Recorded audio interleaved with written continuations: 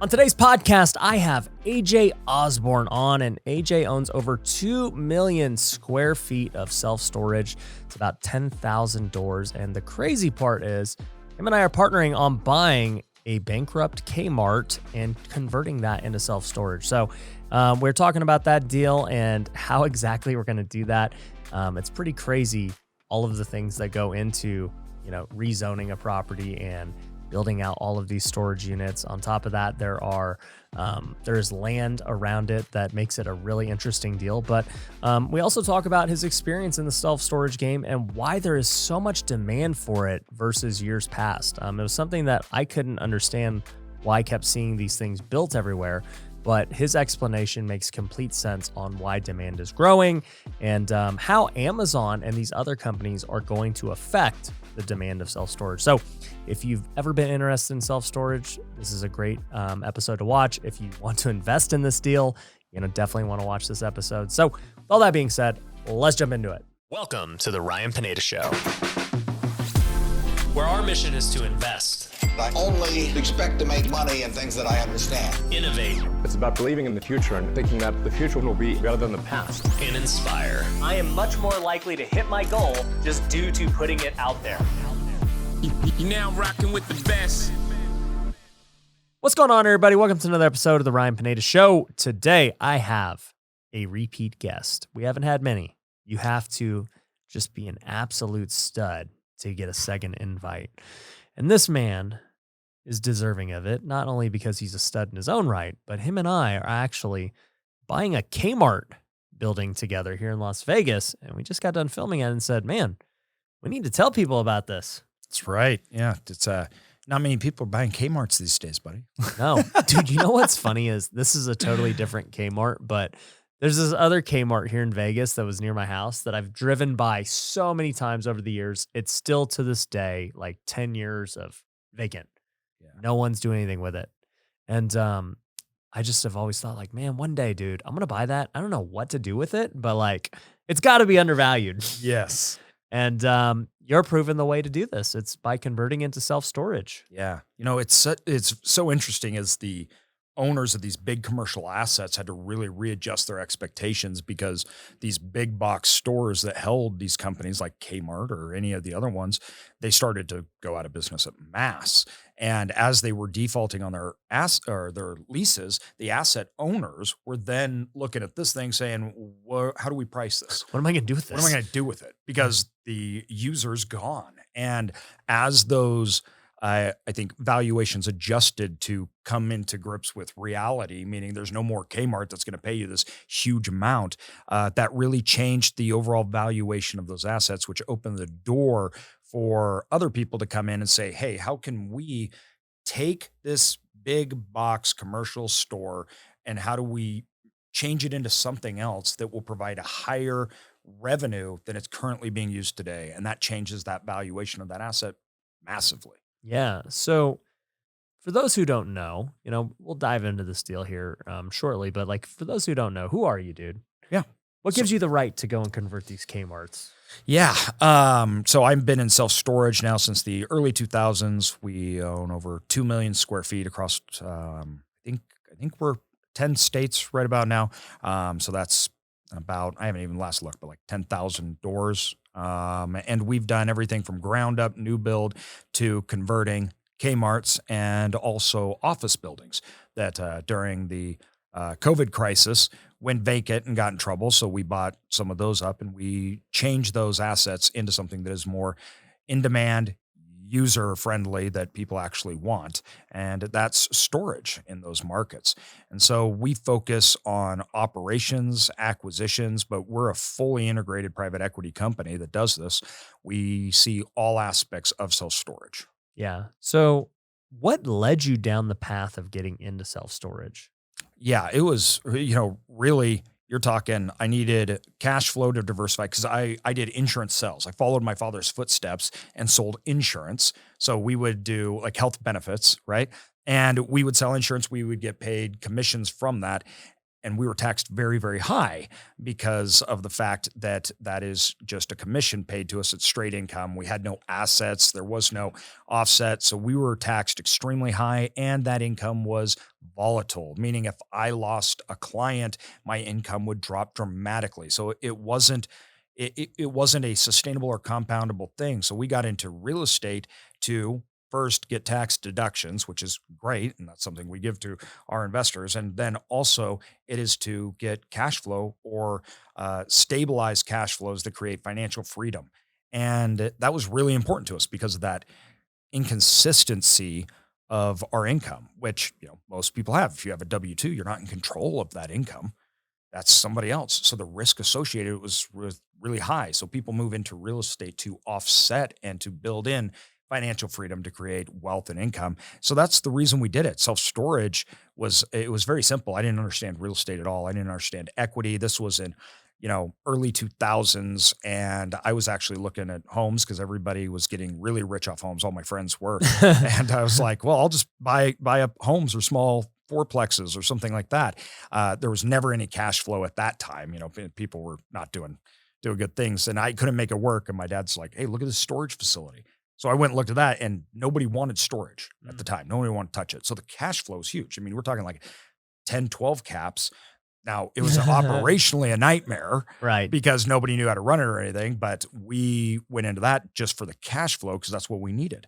And then we built the management company, or what I call the business of self-storage, around that. And we've been doing that now since a long time. Geez, almost 20 years. Wow. It's freaking crazy. So, you just saw the opportunity back when all these other people didn't. And you said, yeah, this is not like necessarily proven yet. There's not big buyers for this yet. And operationally, there's no like streamlined way to do it. Yeah. But how much has it changed now, Holy cow. 20 years later? It's shocking as an understatement to say how much our real estate asset has changed. It went from, literally somebody told us, like, you're going from insurance professionals, like white collar, to slumlords, and you have these junkyards. And that's how it was perceived, right? It was like banks wouldn't want to give us money. Nobody understood it. They thought it was risky. To now it is, it's competitive with, as far as like cap rates go, to things like multifamily that is super safe and secure. The demand from investors for self-storage is insatiable because of how resilient it has been through the recessions, how predictable it's been, and the overall economics that are driving the value of these things that we identified a long time ago. They're not only going away, they're speeding up. So the economics of major retailers was eroding away, right? But the economics of storage was actually speeding up and getting better. Why? And that's not stopping. Why is storage demand just increasing? So a lot of people get this pretty confused. They think we're hoarders, and that's why we use storage in Yeah, America, people right? just They're like, buying more people are crap. just buying crap and they're storing it, and we just overflow our houses, everything else, which, I guess that's partially true, but really the fundamental reason is it's an economic and regulatory issue. Prices of real estate have skyrocketed way out past income. So the size of houses have gone down, lots have gone down, our purchasing power in real estate has gone down. So we're becoming more and more of a renter nation. Home sizes are shrinking, and that has led to the ability to store the same things that a family would have had 20 years ago has shrunk. And also the regulatory aspect of real estate, meaning HOAs and government regulation. It's not like it was in the 80s, when we grew up, when you could just build a shop on the side of the house or park your RV or do whatever you want on your lawn. You can't do any of that now. Your grass has to look a certain way. You get anything attached to the house, it has to be approved. Mm-hmm. So you can't use real estate the way we used to. And cost is so inhibitive to try to build out, an extra 10 by 10 out of your house. That's really expensive to do, even if you could, even if regulation would let you. I'm not building that to go store stuff. No, nope, exactly. It's a horrible, and for businesses. So the internet came on and it decentralized the workforce. And then COVID happened, and that happened even more. But the price of real estate for businesses got so high. If I have to do, like, let's say record storage, I'm not going to use office space that I need an ROI. It's too expensive. So I'm going to pay a cheap storage facility, and I'm going to use the office space for an ROI, something that's actually going to make our income grow. So those two things together have just made self-storage demand grow and grow and grow. And obviously is not stopping anytime soon, unless we think that regulation is just going to go back to where they'll let you do anything you want on your houses, and we're going to cut, our building cost in half, and housing will drop in half, which isn't going to happen. No, it's not going to happen. And I've always wondered that, why is self-storage in demand so much more? And to hear you explain it makes perfect sense. At the end of the day, housing's really expensive. Buying commercial space is really expensive. And so if you have all this stuff, you just like, you're not going to put it in a house or a commercial space. Like, No. storage is the best option for it. And I even saw it in my own life in my first business when I was flipping couches. Like, I talked about how I just started running that out of multiple storage units. And, my rent was like $500 for all these units. And I was able to run a legit business out of storage units, for $500. If I would have tried to go get a commercial space, I would have spent like $2,000. And I got the same result. People were fine going to the storage to pick it up. And I've seen many people building businesses, especially online businesses, out of storage units. 100%. That is a huge trend that we see. We have one storage facility that we developed and opened up, and it was like 30% of the whole facility was from businesses. It wasn't from individuals. Right. They were renting it because we have a couple problems, and Amazon's working really hard to solve these problems. But the logistics issue that has occurred from the decentralization brought on by the internet is a big problem. Last mile. So we're shipping products and services outside of town, but then we have the problem of getting them all over town, right? So storage facility has allowed for big companies and smaller independent owners. Like you mentioned, Amazon doesn't sell the product. It's Amazon sellers that are on the platform. Well, I have Amazon businesses. I've sold Amazon businesses. We've seen them be built. I have friends that own huge Amazon businesses. They were using storage facilities to store their product, verify it, ship it to Amazon. So all of a sudden you have all of these entrepreneurs that can sell maybe, let's say, 100 products, where it used to be with a centralized distribution chain like a Kmart, you would have to go and get hundreds of thousands of products, and the barriers of entry was Kmart, Walmart, or somebody else that said, you can't sell this to the public unless you go through me, because I am the distribution center. So the downfall of retail directly correlated in the increased demand for self-storage because of that decentralization. Now, you can actually build a business selling 100 products a year just fine. You can do it from a website and a storage unit, and you can make a living doing that. You never could do that prior because of the infrastructure that you needed and the barriers of entry. And all of these things have really created long-term and accelerating demand. Yeah, no, I love it. And it's funny because one of my companies, Linear Ecom, we create Amazon stores for people, and we do drop shipping. So, to just see this Amazon effect of what it is doing in the entire economy, it's crazy, right? And it's led to opportunities where we can now go buy a Kmart, right? Yes. And people can invest with us to do that. Yes. And before we talk about our Kmart deal, this is not your first one. Tell me about the one you just did.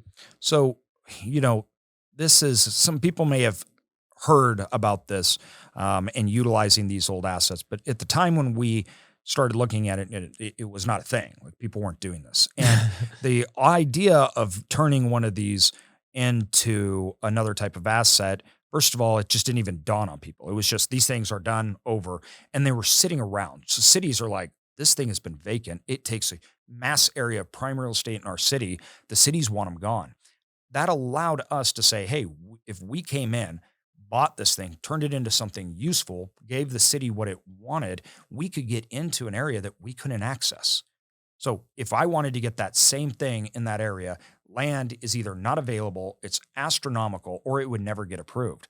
Now that it's a bankrupt Kmart and it's fallen apart and the city hates it and it's creating other problems, they'll say, we'll approve you to change that utilization, to do something, to regentrify that area, to make good economic use out of it. And we now get access into a location that we wouldn't have had access to. So we bought it on the main exit in Reno. And we did a whole bunch of YouTubes and kind of documented, and it was a learning process, but the city was excited to work with us. We got to build the storage, but also the land, the parking, all that land attached to not the building, we turned into multifamily. So we sold that off. We sold that off to a multifamily developer, and we did the whole thing. It was our cost into it was about $8 million, meaning we sold the land off, the cost we had left over. So we put $2 million into it. And then we built it out. We did inside, we put an actual driving lane. So we built a road through the building, automatic doors, so people could drive into the building, have unloading zones. We filled up in like 8 months. We're actually under contract to sell it right now. So we'll be selling it. But And how much are you selling it for? $35 million. So you were all into it for $8 million Yes. and selling it for $35 million. Yeah. How many years did that take? About 5. 5 years. That's absolutely insane. Yeah. Wow. So the deal that we got, we were out there in Henderson, walking it and checking it out, and man, we were on the roof. We were like, you were explaining the vision to me of, building that road through it, just like you said, making this Kmart a 2-story building now, and taking out like the tiles so that we could fit 2 stories. Like there's so much that goes into it. So much. It's an amazing project because there's so much that goes into it, but at the same time, it's a blank slate for us. So when you go into them, it's big, open, and, there's really nothing as far as office or walls, and there's no, infrastructure. It was built that way. For most real estate people, that is a bad thing. Meaning it's like, what are we going to do with all this empty space? A lot of cost that we have to now build in. Exactly. Right. For us, it's actually perfect because we would just have to tear it all down. So it creates a great opportunity, but a blank canvas for us to go in and add features to build out. Are we doing 2-story? Do we do elevators? Do we do drive-throughs? What are the access points going to look like? How can we better fit market in-demand products and create it so we have products in this market that aren't being utilized at all? So what kind of features can we add into it that isn't being offered and gives us kind of a monopoly over that size or that type? So we like it a lot because of that blank canvas effect. Yeah. Well, some things I took away while we were walking it together and doing some of our initial due diligence was, we're on the roof, we're looking at these big AC units, right? And you're telling me, how much was it cost if they weren't working to replace them? $500,000. You're going to spend $500,000 on AC units if, there aren't some things that we can do. Yes. But then you were telling me while we were inside, you said, but the reality is we actually don't even need all these AC units. That's right. Like we could just eliminate a bunch of them. Yeah. So you have these ginormous AC units that had to keep this entire building at a certain temperature with lots of people in it, lots of things going on. A storage facility isn't nearly in demand for that kind of need of AC units. So that allows us to go through, and on these huge AC units, what we're trying to identify is they're so costly that identify the best ones that have been serviced and then find the ones that we would actually either have to replace or is damaged. And then how can we disconnect and not utilize those and maximize the ones that we have, which will greatly reduce our cost and allow us to utilize these massive expensive ACs that are already in place. Yeah, no, 100%. If you're listening to this podcast, then my guess is you're interested in real estate investing. Some of you are just starting out while others are trying to scale their business to the next level. But the problem is, with so much information out there, most people don't know which program or coach to trust. Well, I'm a bit biased, but I believe my company, Future Flipper, can help you get to the next level. We've coached thousands of students from all over the world on how to build their real estate investing business. It doesn't matter whether you want to flip, wholesale, or buy rentals. Our coaching program has everything you need to become a great investor.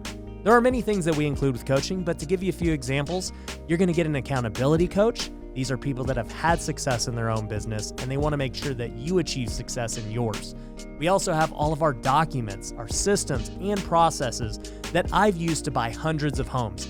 You can copy and paste them directly into your own business. And we have events where you get to meet me, top-level guest speakers, and other students who are crushing it. My students do deals with each other, and I personally do deals with them too. In fact, at a recent event, I just honored over 20 people in our program that made over $1 million in the last year. So if you want to grow your real estate business, head over to futureflipper.com and apply for a call with our team. The call is completely free, and they can help point you in the right direction whether you work with us or not. So go to futureflipper.com and book your call today. For For the last year, the real estate market has been on absolute fire. Prices are at all-time highs, interest rates are at all-time lows, and there is more money in the economy than ever.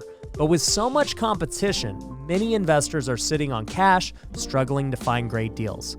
If this sounds like you, then you need to invest with Pineda Capital. With my network and social media following, we get access to the best real estate deals all over the country. And if you're an accredited investor, you can invest with me on those deals. In fact, last year we purchased a 334-unit apartment complex in Georgia for almost $20 million. We expect it to be worth well over $30 million when it's all said and done. Our goal with each deal is to build in so much equity from the beginning that we're able to refinance our investors' cash out and own the properties together with little to no money into the deal. And the best part is, you don't have to do anything. Our team will find the deals, handle the renovations, get them leased, and eventually refinanced or sold. All you have to do is provide the capital. So if you want exclusive access to our deals before they hit the public, go to PinedaCapital.com to schedule a call. We can put your money to work today to start getting you great returns. So go to PinedaCapital.com now to get access to our deals. The other thing that I found interesting while we were walking through it was the whole 2-story thing. Yeah. You know, because like you said, these Kmarts are just big, giant boxes. Yeah. So what's like the rule with that? So, 2-story is interesting. And this is what we're really trying to diagnose within this building, if we can get a full 2-story out. And one of the things that we learned while converting an office building was there's really expensive ways, and building a 2-story, you can incur mass amounts of cost into a building. In storage, though, we can actually do it at very, very low cost because of how the units are built and how the seams run. We can actually build the units in a way that they will support that second story. So we don't need to build supports. Wow. We don't need to drill down. We don't need to re-anchor. What we're looking for and what our team has to figure out is height and overall like square footage impact of weight. So they're going to look at how this building was built, the foundation, and how much weight per square foot it can take, and then the height to get clearance on it to allow it. I didn't even think about that. The bottom units being the support. That's genius. Yeah. Cool, huh? Well, and you were also telling me while we were walking through that, like it's not hard to build. Like I was like, how long is this going to take? And you're like, I don't even remember what you said. It was like less than a year. You're like, yeah, this is going to take us less than a year to do this entire thing. I was like, what? And you're like, dude, think about it. It's just like putting sheets of metal like over and over again. It's shocking. Yeah. I mean, we view them as like Lego. Like it's like Tinker Toys. So as long as the building itself, like we have like the roof and all that is in place, the big things that you have is the office. So we have to construct the office, which that can take a while. Then access points. The office is the only kind of like real estate. Exactly. You're exactly right. Other than that, you bring in and we hire out, our third parties that are experts in this. They come in, we take our design, and they're just, the floor is, we can actually leave it the floor as is. So they can come in and just literally start putting it all together. Where we look at things that would take time is if they have a shortage and can't supply and we have to wait for the metal. But if you have the metal, these guys can knock it out quickly. It's pretty amazing. Have you ever done the cost? I'm sure you have, but like, what does like one storage unit cost to make?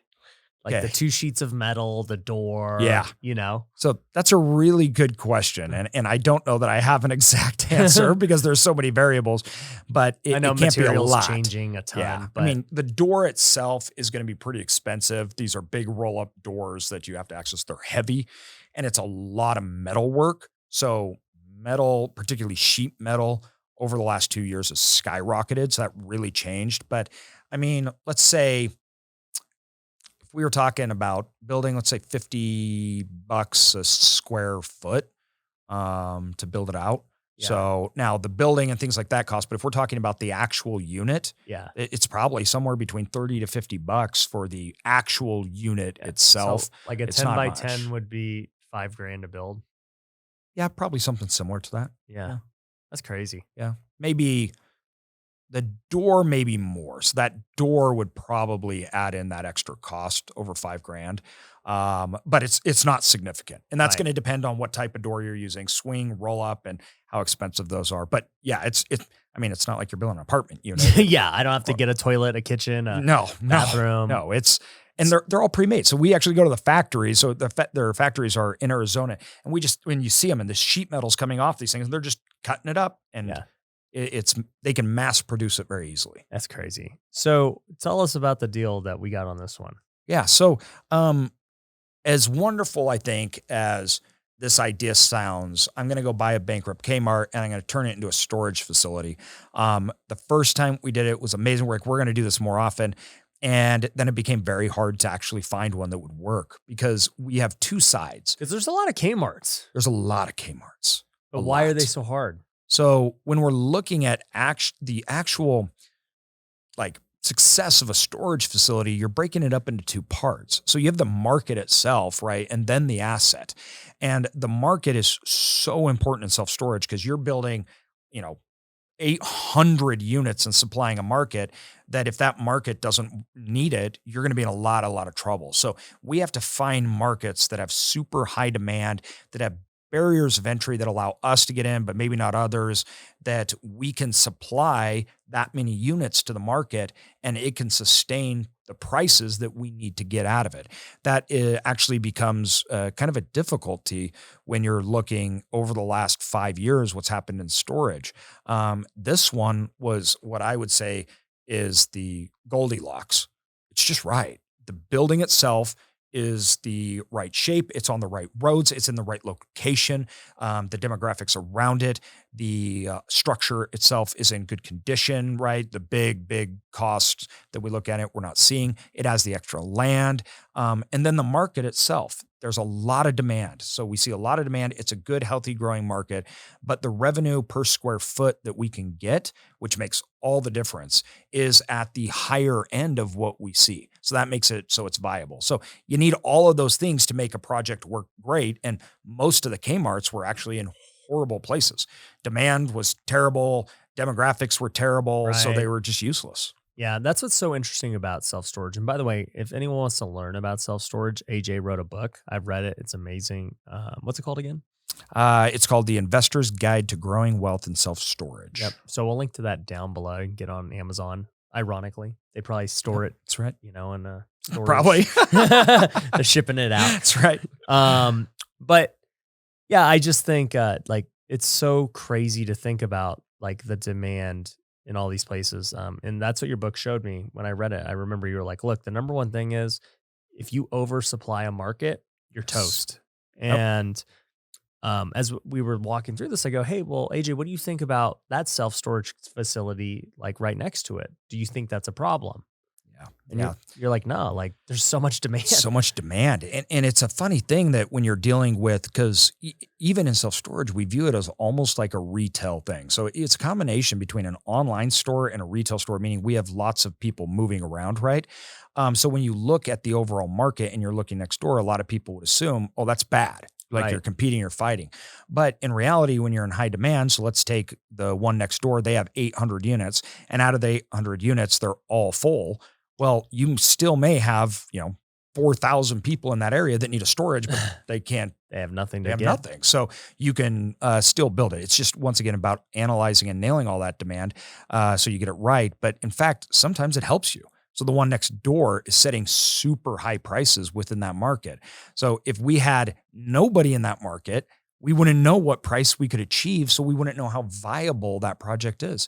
The one next door is at a super high price, so we know exactly what type of units, what they're charging, and that helps us run our overall performance and understanding of the build project. So in this case, not only does it not hurt us, it actually helps us. Wow. So how much are we picking this thing up for?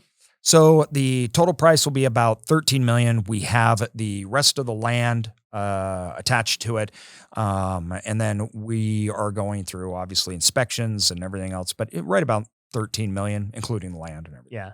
And so depending on what we do with the land, right? That's a whole nother topic. We could keep the land and develop multifamily like the other people did in Reno.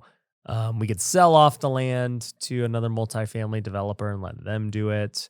We were talking yesterday, we could potentially even build, boat storage or Yeah. RV storage on the Yeah. land because there's like this enormous parking lot that's just not needed for self-storage. Yeah, Like- you're exactly right. There's so many opportunities with this deal. When we look at a deal, we're looking for the reasons why it would fail, wouldn't make sense, and it's usually because you're constrained. Where this one, we have multiple avenues as we're looking that we say, okay, well, if this doesn't work, we can pivot and do this, right? If this doesn't work, we can do this, and that's rare. It's either the land will work or it won't work, and we're limited by cost and access, meaning we're granted the ability to do it. With this, there's lots of different variables that we can play and use to our benefit to make sure not only it works, but we're maximizing the value of that asset, which takes it to a whole new level. Yeah. No, it's been fun kind of figuring out which strategy is going to be best for it, other than obviously converting to Kmart. Yeah. So, we've talked about this. We anticipate we could be all into this for like 15 to 20 million. It just really depends what to do with the land. Obviously, if we build multifamily, it's going to be a lot more than that. Yeah. Yeah. But, what do you think this thing is worth by the time it's done? So I did two things before I came down here. First of all, I analyzed storage facilities, what they're selling, the price per square foot that we're getting at in today's market. So at stabilization in a market like this today, between 40 to 50 million is not only not unreasonable, but we're selling our other one for 35 million, and its rates are today, I think it was 40% lower than the rates today at this location. So to think 40 to 50 million, if somebody just paid 35, 40% revenue more. Exactly. So even if we matched a much, much higher revenue mark, we're still clearing probably 40 million. That's crazy, dude. I was saying this while we were over there. I'm like, dude, I got to flip so many houses to make a few $1 million. And we're like, this one could make 20 million, might make 30 million, for just a few years of work. Yeah. Yeah. That's the beauty about, I think, developments and conversions is the equity creation in them it's so significant. We're having access to locations we would never have access to, which generally means there's higher rates. We're getting the building and everything already built. It cuts down on time. So the forced created equity out of them is much bigger than we would see as if we were just doing ground up or something else. Now, obviously these things vary, and we have so many things we're looking at with this asset and how we can maximize it and what we can do. So, we haven't come up with that strategy yet or those performance or outcomes or anything, but that's the beauty of this one. There's so many ways to take it even higher than we're thinking or looking at. Yeah, no, 100%. So, for anybody who is interested, you can actually invest on this deal if you're an accredited investor by going to pinedacapital.com. And you can apply for a call with our team and we'll get you on this deal. One thing I want to talk to you about was the management side of self-storage. So, when I was flipping couches, I realized dude, there's not a lot of management to this. There was the guy in the front office and he was the only employee managing all of these units. How difficult is management? The great thing about self-storage is management is simple, but not easy. So let me kind of share with you an example. Like you said, it's very predictable, which that's one of my favorite parts of self-storage. The expense ratios associated with the operating, for us, it's down to a science. We have all the inputs. There's not a whole lot of variation. The complexity comes on the customer acquisition part. So what we found is that performance amongst big and better operators that have internalized the management, including their own tech stack and how they are finding new customers, the right customers, the higher paying customers, getting them into that unit, has created a great divide in the overall performance of these assets. So we have management that have been around like ours for 20 plus years that own tech and tech companies that actually go into this. And we're able to acquire those super high paying customers at a low cost and capitalize and bring them in. That causes higher fill-up rates. everything else. So it's simple as far as the person going in it, but it's very complex on the back end or that business side, and what we're doing to achieve the highest overall projections of that asset and revenue metrics. They don't all perform equally. It really depends on the operator. Right. Yeah. No, and 100%. I mean, how well you manage your operations with any business or multifamily or storage is going to dictate, the NOI and what it's worth and all that. The thing that just stuck out to me was like, man, dude, at least manpower wise at that actual facility, Yeah. it's so minimal. So minimal. And it's getting even less. So our ability and what we've done is in that Reno deal, we were one of the first people. It was me, actually, my other friend. We were building facilities at the same time, and we put in what is a keyless technology. And that keyless technology is hard embedded into the gates, the overall doors, and the asset, and that connects with our software. So what that means is that an individual, let's say that an individual is coming here from Southern California, because that's where they're coming from. Everybody else around here. So if they're coming here from Southern California, they can actually rent from our unit from their phone, just like on an app, and they could pull in at whatever time. It doesn't even matter if we're open up their gates, open up their unit, put everything in, leave. It's all done electronically. It's all done on their phone.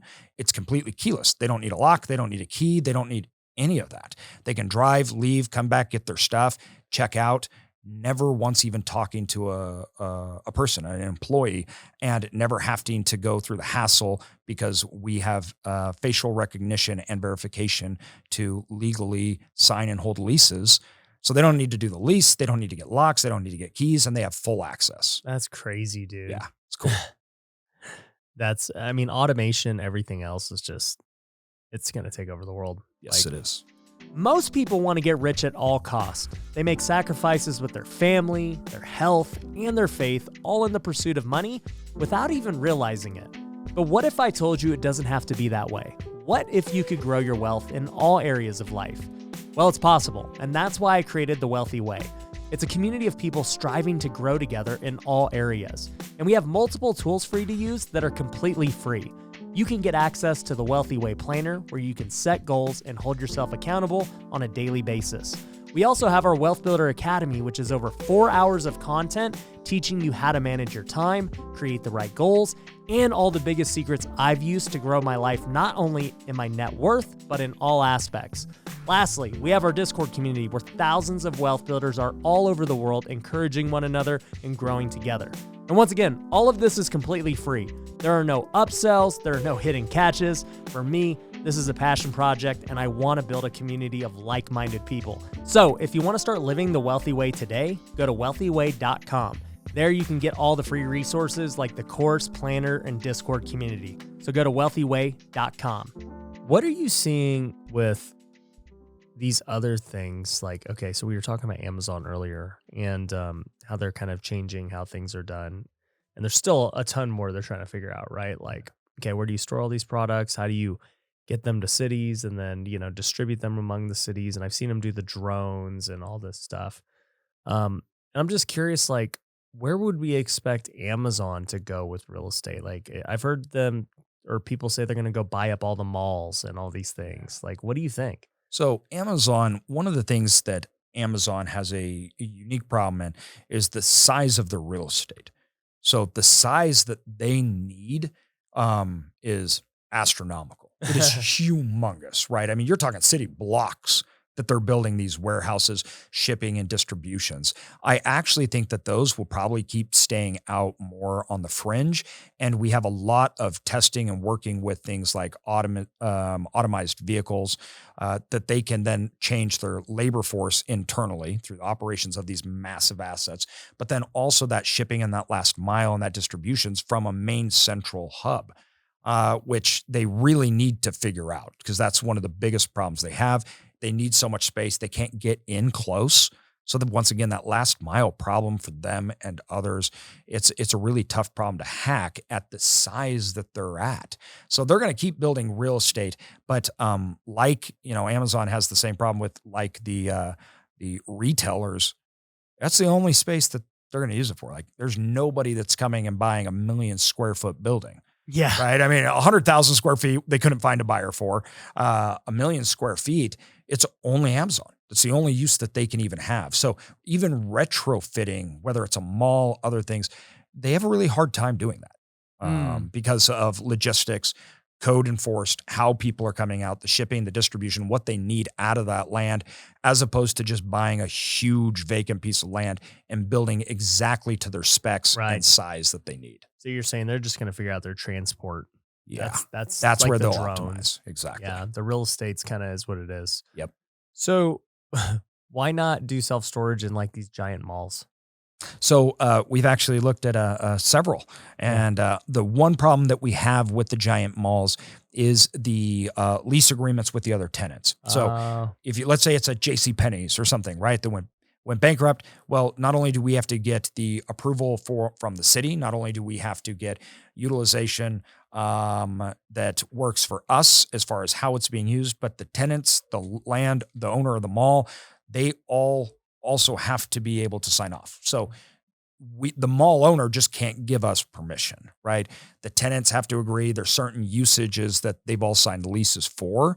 So we've had to get around things. One we were looking at, well, what if we build a storage facility, but in part of the storage facility, we build out 10, 15,000 square feet of more of a shop or a customer facing thing that'll get it approved for the mall. So there's just more hoops, but you can, and we've looked at it. But well, the thing I was thinking with the mall was it's not a box like the Kmart. A lot of them are just, weird shapes and sizes. And whereas the Kmart, you're like, yep, this is what it is. It's what it is. And two, also malls tend to be, you have so much going on at that mall. Interesting enough, you're actually a little further away from your customer because you have these huge stores. Lots of times they're surrounded by other commercial. We like to be really close to our customer. We want to be on a main road. We want to back up to the housing, the multifamily, and be tucked right in there with them. Yeah. So I recently saw you make a post on Twitter, I think, where you talked about how like all these self-storage guys are going to get burned. Yes. So was it clickbait or what's the deal? Yeah. So it actually wasn't clickbait, but that post went pretty crazy. And in fact, over the last week, I've even been in conversations with Wall Street banks and others as they were asking about our data and things that we were showing. And, really what we were showing is this idea that not all operators are the same. And as prices have increased in self-storage to astronomical highs that never existed prior. So self-storage has been in a cap rate phase that has never existed now for 5-6 years. And when it first dropped down below that national average, it's now half of what it was when it first dropped down. And individuals that are doing these deals, they're buying up these assets, they're putting a lot of constraints on the asset itself that it needs to perform in a certain way that it's not going to probably happen. So interest rates are having effect on two sides. They have effect on our customer, but also the valuations of the assets. So let's say that you bought a self-storage at a super high price, then you need to refinance it in 3 to 4 years, and you haven't dramatically increased that revenue. In fact, interest rates hit your customer. And let's say you're just 10% occupancy less, which today would be the historical high. So that's how far off we are. At that point, that operator is completely underwater. And that bank is going to have to 100% readjust their loan. And they're either going to have to come up with money or they're going to lose it. Or they need to sell it. So a lot of people have these event-based investing or these trigger points, meaning all our returns are coming off a future point in which we sell the asset at this great, great price. Now, most people that are investing with people don't even know that that's how it's built in, that's how it's working, but that skews those numbers. And if that event doesn't take place, those investors could be in a lot of trouble. Yeah, we're going to be in a lot of pain. Yeah, a lot of pain. So we construct deals very differently. First of all, we only buy in super high demand, that areas that is very, very dense. We have an edge. So the fluctuations of the market, which are going to happen, anyone that says that they're not, you should run away from them because that's not how the economy works, that we can adjust with those fluctuations. How we structure our deals are not predicated on events or trigger points. That gives us long-term flexibility to work in any kind of environment. We focus on cash flow, margin, and our return off of that. Everything else is a cherry on top. Yeah. The way I interpreted it was that, man, you're just doing conservative underwriting. That's it. Like when I flip a house, I'm not like speculating like, oh, this might be worth, $1 million, even though the comps are at 900 today. I'm like, no, it's $900,000. And yeah, the market's hot. And by the time this gets done, it might be worth more, but hey, at 900, this deal works. Ryan, we've talked about this several times, but you're exactly right. And the difference between you and us is that we are going off of known measurables. We don't allow the market to make us. We're making ourselves. And we do that through how we buy it, how we operate it. And it's at a known measurable thing. It's not future fluffy, in the future. Now, most deals though, they're not doing that. And one of the large reasons is they're raising so much money. They have to buy so many deals.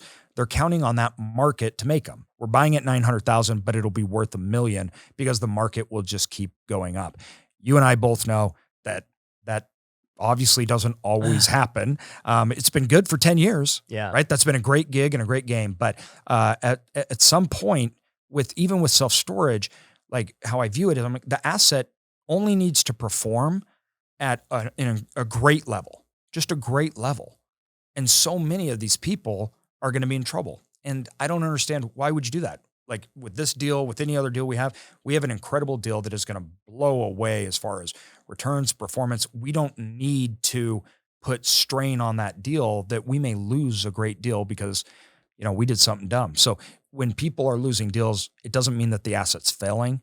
It may mean that they just bought wrong and they structured the deal wrong. So if you can go right out of the gate, like you said, measurables, structure the deal right, have flexibility, doesn't matter. Yeah. So what's your long-term vision with like all these storage units you're buying? Are you trying to just keep them all long-term? Are you trying to sell them? I mean, I know you're selling the one in Reno. Yeah. So like why? Why sell that one? Yeah, that's an awesome question because you're exactly right. Like it's funny. I'm selling 2 right now, and these will be the first 2 large facilities we've ever sold. We had smaller facilities in rural markets that we first bought. We sold those off, went into the big ones. We are a long-term investor. We are trying to build wealth and income for us and our investors. Now, lots of those returns come at an equity liquidation event, right? So you are extracting built-in equity from changing the asset, redoing things, and that's how you're going to get a lot of your returns. We believe we can do that without selling the asset. So we do an equity capture in the form of a refinance, and that gives us a huge portion of our equity back. That gives us big returns, but we don't lose the wealth and income for us or our investors. On top of that, in that equity conversion, we actually make the asset safer. So we're not loading up debt. It's still 70-30. The debt percentage doesn't change at all, but the vehicle does. We move it into a non-recourse loan. Now, us, our investors, we have all our money back. We still own the asset. It still cash flows. We can go buy more. So why would we sell if that's our game plan or strategy? And no tax. And no tax. Exactly. Way better. Total returns are actually much better almost always. Yep. If you refi, you have no tax. You have all those benefits AJ mentioned. You don't have to recapture depreciation. Exactly. It's a big deal. Yeah. And it's one of the things that is for most time with 90% of operators. In fact, I don't know another storage company that really does the way we do. They're always selling because they want to get that low cap rate. And lots of time it's because of the price that they're buying, and that's how they get paid most of their money. I don't like doing that. It forces a lot of things. Now, why I do sell is simple. When we looked at refining the Reno property, we were going to refi it at $16 million. So the equity, because of the crazy market that we're in now, divergent from that value and attainable refinance that we could get was crazy. I mean, you're talking 16 million or 35 million. After taxes, after everything else, you're still pulling out 6 times what we would have pulled out at refinance. Why was the appraisal so low? So there's a few reasons I think why. First of all, we're selling it. There is the ability to expand onto it that hasn't been in. So, I mean, not a few reasons. Really, it's based on pro forma. So they believe we can up rates, We could do some expansion, right? We can do these things that we can get that value up there. Well, when you're getting an appraisal, the appraisal isn't looking at any future things, anything like that. They're looking at income, costs. They're looking at comps, right? They're not taking into account any of the things that a buyer would take into account. Buyers also are motivated for very different reasons. A lot of people are buying in an inflationary environment like we're in just to not lose money. So all of a sudden, when that bank comes in, that bank's going to underwrite this at a 6.5 cap, right? Well, no buyer is underwriting this asset at a 6.5 cap. It's at a 4 or a 3 cap. Well, that's double. So you're talking about the bank at a 6 cap versus selling it at a 3 cap is double what they're expecting. And that obviously just kills that value to almost half. Right. So that's the main primary reason why. And normally speaking, there shouldn't be such a big divergent. Right. Right. But when there is, obviously we're like, we have to take it and we got to do what's right for us and our investors, which we would never, because for me, I look at it as income to equity. That's one of my biggest factors. So when you look at the Reno deal, we're going to make how much money off this? So we're going to make X amount of income, but the equity built into that 35 million, our return on that equity is nothing. And even if we refinanced and pulled it back, we still have over 15 million in equity sitting there. Even after what we've realized, that income, it's just such a low return. Frankly, we just think it would be irresponsible for us to not sell. Yeah. No, 100% agree.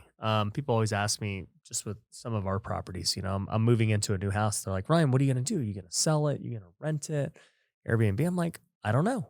I'm going to look at all the options when I'm ready to move. Yeah. And then I'll make the choice. Then I'll make the decision. Yeah. If the bank says it's worth 1.2 and all of a sudden somebody wants to give me $2 million for it. Yeah.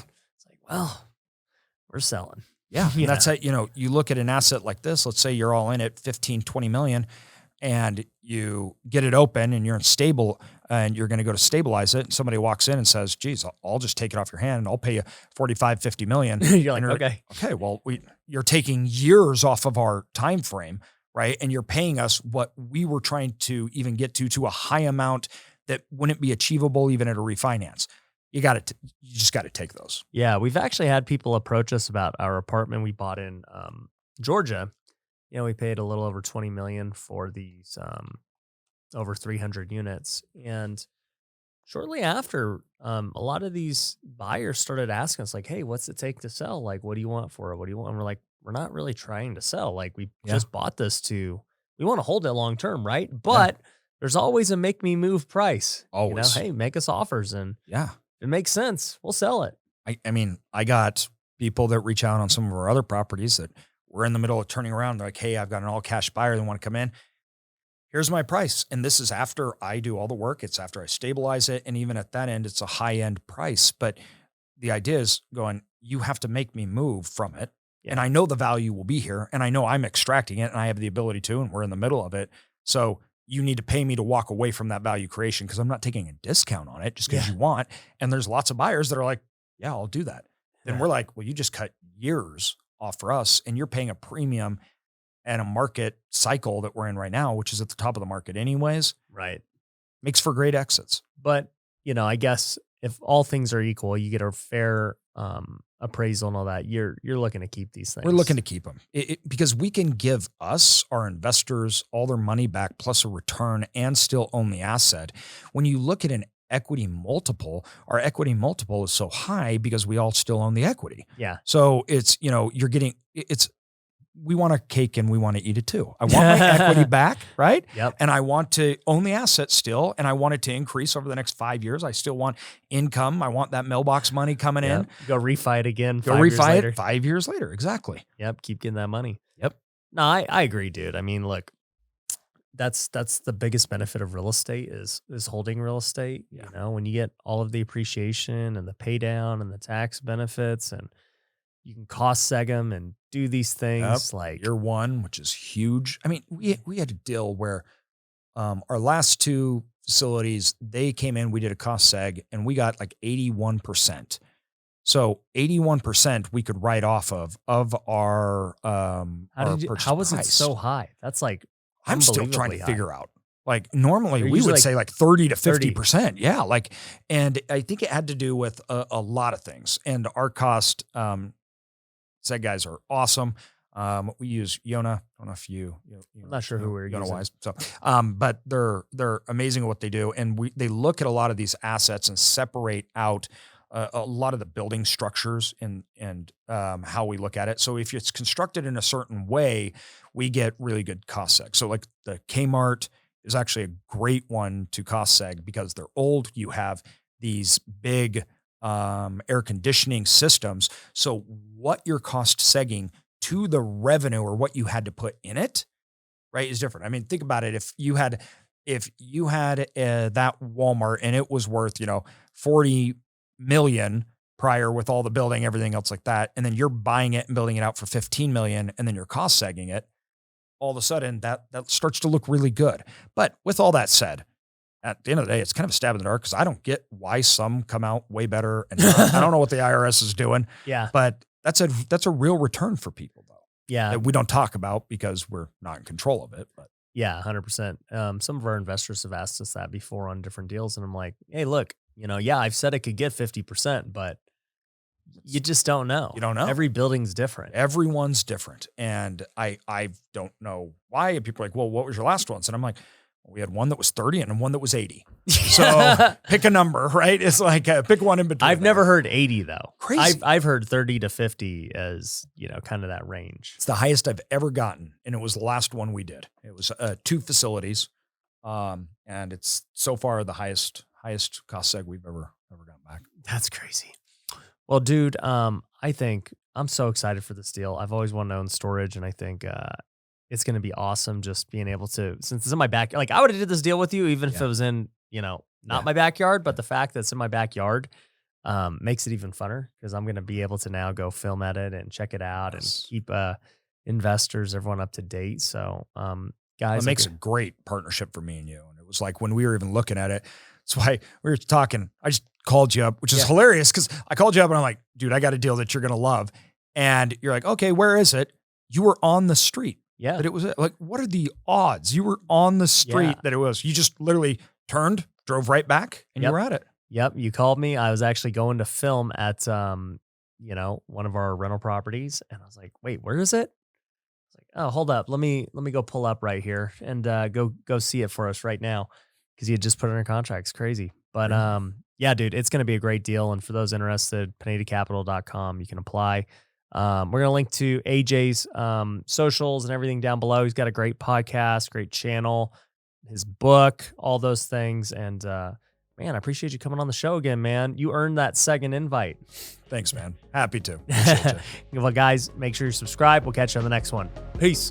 Thanks for watching The Ryan Pineda Show. If you want to work with me, head over to ryanpineda.com.